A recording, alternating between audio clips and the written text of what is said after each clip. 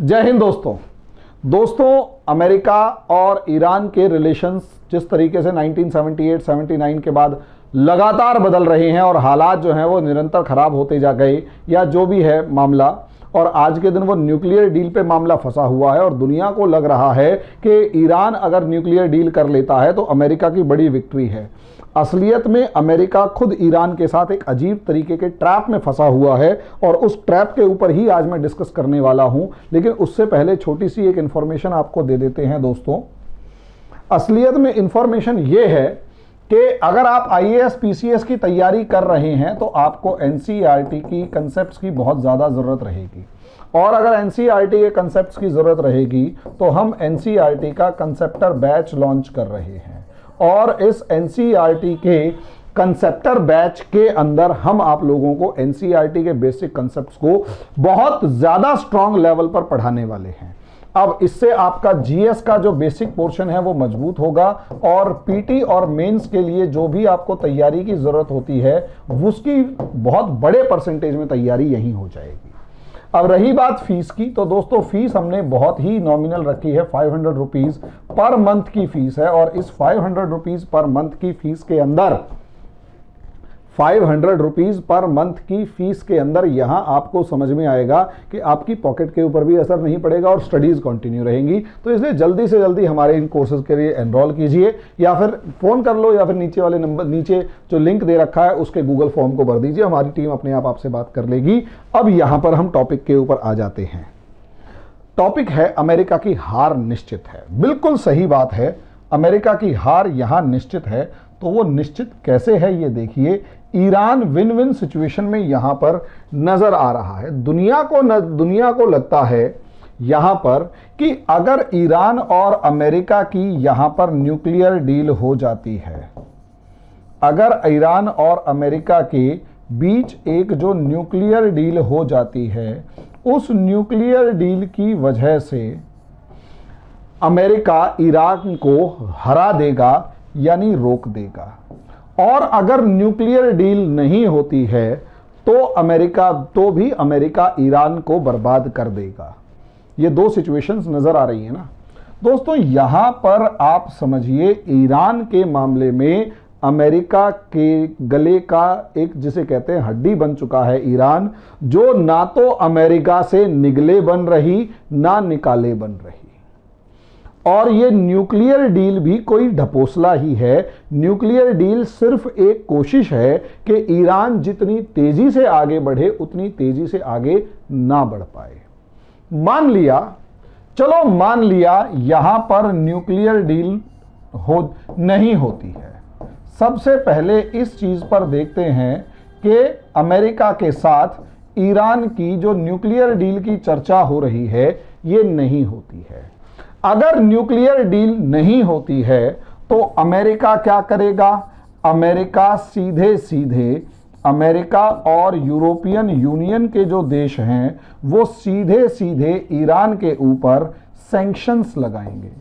Sanctions इस तरीके से लगाएंगे कि ईरान अपना तेल किसी भी दूसरे देश को नहीं बेच पाएगा, ईरान को कोई भी ट्रेड करने का पार्टनर नहीं मिलेगा, समझे, और ईरान की इकोनॉमी जो है वो क्राइसिस में चली जाएगी।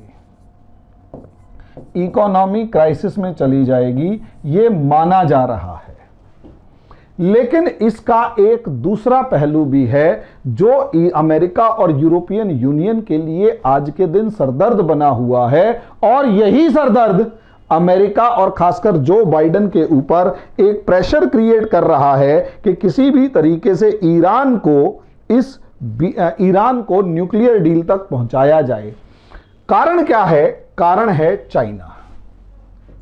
असलियत में जब हम ईरान और अमेरिका के रिलेशंस को देखते हैं तो 1978 से लेकर 2000 के बीच का जो फेज था, या 2015 तक का जो फेज था, उसमें ईरान और अमेरिका के बीच में अमेरिका जो है वो नंबर 1 था, ईरान जो था वो कमजोर था, और खासकर 91 के बाद ईरान कमजोर था, अमेरिका सैंक्शन लगाता था, ईरान की इकोनॉमी चरमरा जाती थी।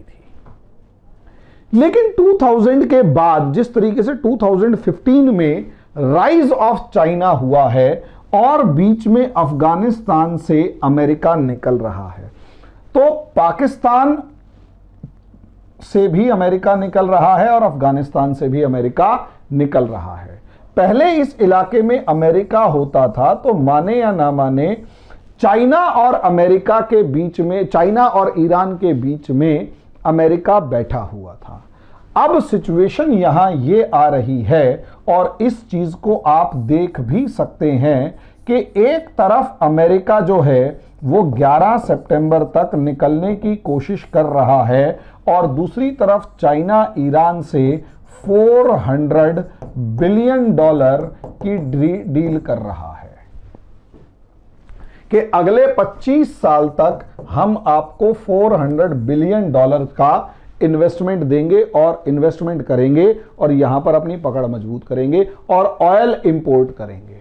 ईरान जो इकोनॉमिक क्राइसिस से गुजर रहा है और लगभग पिछले 11-12 साल से तो और बुरे हालात में गुजर रहा है, उसको एक संजीवनी बूटी चाइना की तरफ से मिल रही है।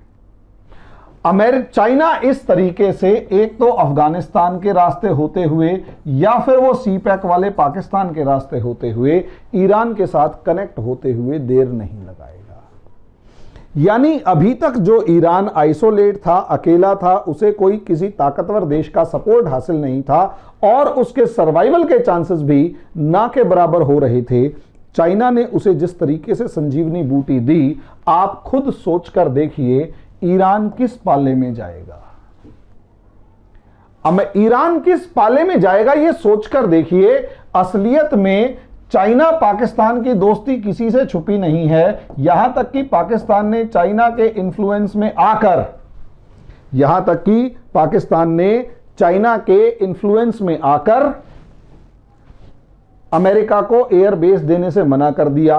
अफगानिस्तान में अमेरिका किसी तरीके से जा नहीं सकता और चाइना का इस मिडल ईस्ट के अंदर भी जबरदस्त दबदबा है, यानी सेंट्रल एशिया के अंदर भी जबरदस्त दबदबा है। नतीजा क्या हुआ? आपने पूरे का पूरा ईरान थाली में सजाकर चाइना को दे दिया। इसलिए क्योंकि चाइना का इन्फ्लुएंस ईरान में बढ़ रहा है, तो बंदर कुश नाम का बंदरगाह ईरान ने चाइना को दे दिया और एक छोटा सा आइलैंड भी चाइना को देने की बात चल रही है। अब आप सोचकर देखिए, पर्शियन गल्फ, फारस की खाड़ी में चाइना के शिप्स खड़े हुए हैं, फाइटर जेट्स खड़े हुए हैं, इधर अमेरिका खड़ा है, इधर चाइना पहुंच चुका है ईरान के साथ, आमने सामने टक्कर हो रही है। अमेरिका यहां फंस चुका है सैंक्शंस के मामले में ईरान के साथ। चाइना उसे सपोर्ट करता हुआ दिखाई दे रहा है। अब दूसरे तरीके से मान लिया ईरान से न्यूक्लियर डील हो जाती है, मान लिया ईरान से अमेरिका की न्यूक्लियर डील हो गई और जैसे ही न्यूक्लियर डील होगी, मान लिया हो गई, ईरान यहां पर क्या करेगा? ईरान की जैसे ही अमेरिका और P5+1 से न्यूक्लियर डील हो गई है, असलियत में अमेरिका को ना चाहते हुए भी सैंक्शंस हटाने पड़ेंगे। अब अगर सैंक्शंस हटाने पड़ेंगे तो ईरान का ऑयल ट्रेड और दूसरे ट्रेड स्टार्ट हो जाएंगे और जैसे ही ईरान के ऑयल और दूसरे ट्रेड स्टार्ट हो जाएंगे, इकोनॉमी दोबारा से रिवाइव होनी शुरू हो जाएगी और इकोनॉमी रिवाइव का मतलब ये होगा कि ईरान के पास पैसा यानी फंड्स बढ़ेंगे और जैसे ही ईरान के पास फंड्स बढ़ेंगे, ईरान उन फंड्स और सारी चीज़ों का सीधा इस्तेमाल इन इलाकों के अंदर, इराक, सीरिया, जॉर्डन, लेबनान और यमन के अंदर अपने इन्फ्लुएंस को बढ़ाने के लिए करेगा। और अगर इस इलाके में ईरान का इन्फ्लुएंस बढ़ता है तो वो सीधा सऊदी अरेबिया और अमेरिका के लिए थ्रेट है, साथ में इजराइल के लिए भी। तो ईरान एक गले की हड्डी बन चुका है। ये फैक्ट्स को समझिए, जब आप एक लॉन्ग आंसर लिख रहे होते हैं तो पूरा एनालिसिस करना होता है। ईरान एक गले की हड्डी, और मैं जानबूझकर छोटे छोटे पार्ट्स में पढ़ा रहा होता हूं ताकि बच्चे की एक टाइम भी बहुत ज़्यादा, क्योंकि नॉर्मली मैं कई वीडियोस को देखता हूं 4 घंटे, 6 घंटे, 8 घंटे, मतलब 2-3 घंटे के एवरेज। 2-3 घंटे के एवरेज के ऊपर बैठना ही अपने आप में एक चैलेंजिंग होता है। हालांकि उसकी एक लेंथ का मंटाया बना भी रहता है, लेकिन ये वीडियोस क्लास में जब आप सुन रहे होते हैं ना, या हमारी क्लास में जैसे बच्चे सुनते हैं, तो ये टॉपिक, मतलब जब ये टॉपिक समझा रहे होते हैं तो छोटी छोटी नॉलेज होती है, तो क्रिस्टल क्लियर कंसेप्ट होता है दोस्तों, समझे, और ये फायदा भी देता है चीज़ों को। तो दोस्तों यहां समझ कर देखिए, छोटा सा एक इन्फ्लुएंस, और मैं जानबूझकर छोटे छोटे टॉपिक्स अलग अलग डायमेंशन के हिसाब से पढ़ा रहा हूं कि इसकी ये डायमेंशन डेवलप हो जाएगी और इसकी ये डायमेंशन डेवलप हो जाएगी, और उस डायमेंशन का असर ये होगा कि हमारी यहां पर बच्चे को कंसेप्ट्स क्लियर हो जाएंगे।